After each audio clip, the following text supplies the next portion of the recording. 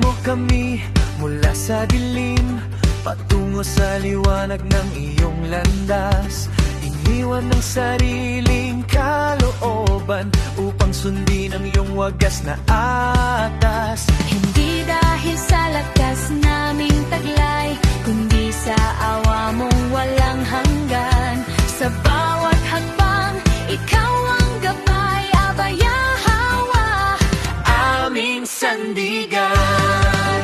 Ang iyong tinig, ang aming pipiliin.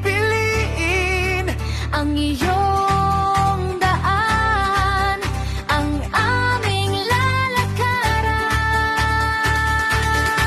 Pagsunod sa iyo, abaya away, aming awit, ang aming panatag. Iisang tinig, handang sumunod, kahit may balakid. Hindi ang amin, kundi ang iyo ang masusunod. Sapagkat ikaw po ang hari, aming dakilang Aba, Yahweh.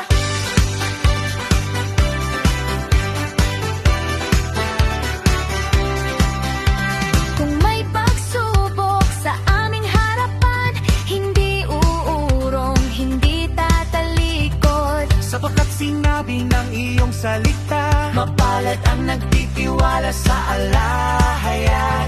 Ikaw ang lakas sa aming kahinaan, Ikaw ang ilaw sa aming daan. sa gawa at buhay, ikaw ang patunay ng tunay na pagsunod at katapatan. Turuan mo po kami sa iyong daan.